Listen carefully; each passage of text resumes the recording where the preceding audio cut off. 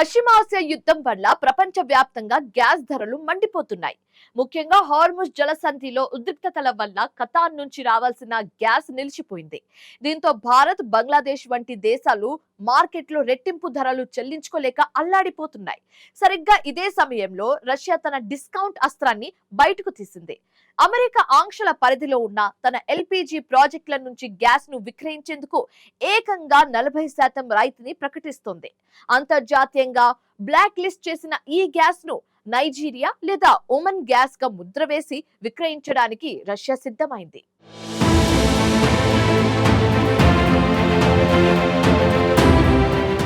ఒకవైపు పశ్చిమ దేశాల ఆంక్షలు, మరోవైపు పశ్చిమాసియాలో ఉద్రిక్తతలు, మరీ ముఖ్యంగా హర్మోజ్ జలసంధి చుట్టూ నెలకొన్న అనిశ్చితి. ఇవన్నీ కలిసి ప్రపంచ గ్యాస్ సప్లై చైన్ను తీవ్రంగా ప్రభావితం చేస్తున్నాయి.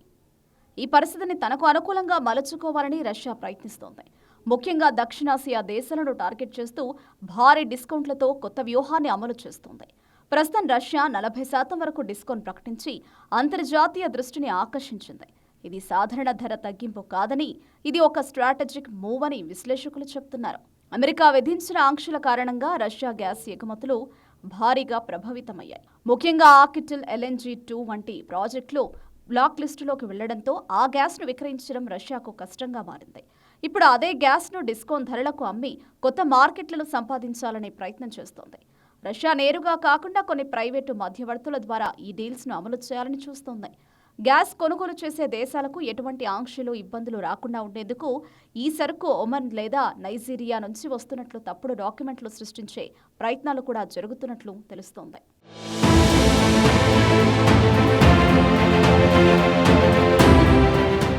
హార్మోజ్ జలసంధిలో ఉద్రిక్తతలు పెరగడంతో ప్రపంచ LNG సరఫరాలో కీలక పాత్ర పోషించే ఖతార్ నుంచి ఎగుమతులు తీవ్రంగా దెబ్బతిన్నాయి.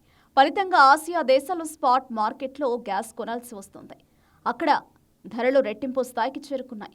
గతేడాది తన అవసరాల్లో 60% గ్యాస్ను ఖతార్ నుంచే పొందిన బంగ్లాదేశ్ ఇప్పుడు ప్రత్యామ్నాయం లేక ఇబ్బందులు పడుతోంది. ఎరువుల రంగానికి కూడా గ్యాస్ సరఫరా ఆగిపోయే పరిస్థితి వచ్చింది. భారత్ కూడా గ్యాస్ కోసం స్పాట్ మార్కెట్లో భారీగా ఖర్చు చేయాల్సి వస్తోంది. ధరలు రెట్టింపవడంతో పరిశ్రమలపై భారం పడుతోంది. ఈ గ్యాస్ కొరతను తన వ్యాపారానికి అవకాశంగా మార్చుకోవాలని రష్యా భావిస్తోంది. ఇప్పటికే ఈ విధానాన్ని చైనా కొంతవరకు ఉపయోగిస్తోంది. షాడో ఫ్లీట్ అని పిలిచే గుర్తింపు లేని నౌకల ద్వారా రష్యా గ్యాస్ను దిగుమతి చేసుకుంటోంది. కానీ ఇప్పుడు రష్యా తన కస్టమర్ బేస్ను విస్తరించుకోవాలని చూస్తోంది. అందుకే భారత్, బంగ్లాదేశ్ వంటి దేశాలను లక్ష్యంగా చేసుకుంది.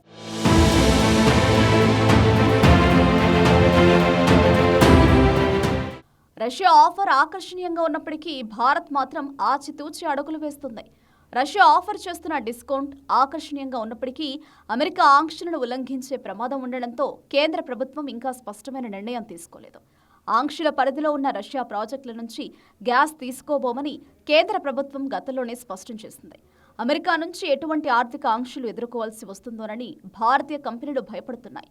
అయితే ఇటీవల అమెరికా ట్రెజరీ కొన్ని ఆంక్షలను సడలించడంతో 2019 తర్వాత మొదటిసారిగా భారత్ ఇరాన్ నుంచి చమురు రవాణాను కొనుగోలు చేసింది. ఇదే తరహా వెసులుబాటు రష్యా గ్యాస్ విషయంలోనూ దొరుకుతుందా అని కంపెనీలు ఎదురుచూస్తున్నాయి. రష్యా ఆఫర్ను యాక్సెప్ట్ చేయడం వల్ల వచ్చే ప్రయోజనాలు, నష్టాలపై ప్రధానంగా చర్చ జరుగుతోంది. ఒకవైపు 40% డిస్కౌంట్ అంటే ఆర్థిక వ్యవస్థలకు పెద్ద ఊరట. అంతేకాక గ్యాస్ దిగుమతులపై ఖర్చు తగ్గుతుంది. విద్యుత్ ఉత్పత్తి, పరిశ్రమలు, వ్యవసాయం అన్ని రంగాలకు ఊరట లభిస్తుంది. కానీ అదే సమయంలో దౌత్యపరంగానూ రిస్క్ ఉంటుందని భావిస్తున్నారు. ఒకవేళ రష్యాతో ఈ విధమైన ఒప్పందాలు కుదిరితే అది అమెరికా, పశ్చిమ దేశాలతో సంబంధాలపై ప్రభావం చూపే అవకాశం ఉంది. అంతేకాదు, ఆంక్షల ఉల్లంఘనగా భావిస్తే భారతీయ కంపెనీలపై కూడా చర్యలు తీసుకునే ప్రమాదం ఉంది.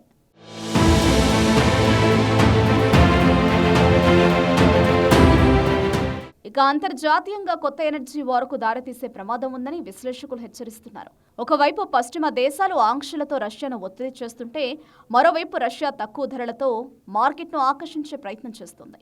ఈ పోరాటంలో మధ్యలో ఉన్న దేశాలు, ముఖ్యంగా అభివృద్ధి చెందుతున్న దేశాలు తమ అవసరాలు, దౌత్య ప్రయోజనాలు రెండింటినీ సమతుల్యం చేయాల్సిన పరిస్థితి ఏర్పడింది.